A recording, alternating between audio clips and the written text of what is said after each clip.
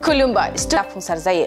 बुंनाय बादि फैगौ मार्च दाननि 14, 15 आरो 16 बर' माहारियारि फरायसा आफादा चिरां जिल्लानि नैबे बेंटलनि जांख्रिखां फोथारावहाय the 3rd annual conference आरो बेजों लोगोसे फर्स्ट ट्राइबल पिपल्स कनक्लेव बे हाबाफारिखौ लानाय जादों आरो बेखौ लोब्बा लानानै दिनैहाय जोंनि रिसेपसन कमिटिखौ अफिसियेलि बेखेवनाय जाबाय।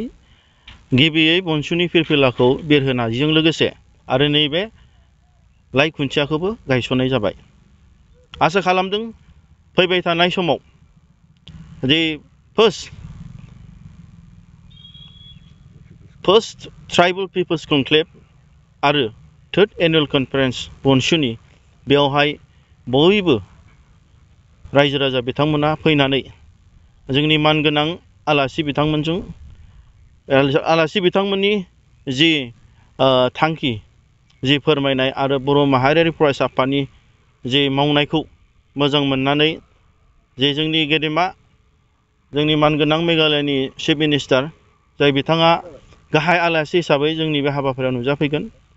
आरो बिथांनि जि जोंनि सायावहाय बर' हारिनि सायावहाय जि आलादा रायजो मोननो थाखाय जि मदद हेफाजाब होगोन बे बिथांमोननि बिबुंथिखौ खोनासंनो थाखाय बिथांमोना फैगोन आरो बेजों लोगोसे जोंहा बेयावनो जोंनि मानगोनां त्रिपुरानि राजा प्रदुत बिक्रम देब बर्मा बिथाङाबो आलासि हिसाबै नुजाफैगोन आरो बेजों लोगोसे जोंहा दिनै बिल प्रदेश बिग्रानि जे MP राजकुमार राउत बिथाङाबो जे जोंनि बर'फोरनि आलादा रायजो बिनायखौ जे सापर्ट दङ दा बिथांमोनहाबो बिल प्रदेश बिदों गतिके बिथांमोनहाबो सापर्ट खालामनो जोंनि बे हाबाफारियाव नुजाफैगोन आरो बेजों लोगोसे दे जोंहा दिनै भारतआवहाय फिसा फिसा रायजो बिग्रानि आफादगिरि जोंनि मानिस तामां बिथां जाय JNU प्रफेसन जे बिथांमोनहाबो गुरखालायनो बिदों दे बिथाङा जे smaller national federation of new स्टेट्सनि जि आफादगिरि दे बिथाङा जोंखौहाय थांनाय समावहाय हांख्रायदों आरो दे बे आफादावहाय जइन जानानै जे जोङो फर्मेलि एखेलगैयैनो फिसा फिसा आलादा रायजो बिग्रा सारा भारतनिया खौसेयै सोमावसारनांगौ होननानै जोंनि सायावहाय बिथाङा रिकुवेस्ट खालामदों दे बिथाङाबो बे हाबाफारियाव फैनानै दे जोंनि बड'लेण्ड रायजोनि आलादा रायजो बिनायनि सायाव बिथांमोनाबो मदद होफैगोन आरो बेजों लोगोसे जोंहा दिनै फिसा फिसा रायजो बिग्रानि स्टुडेन्टस दैदेनगिरि जेरै मिथिला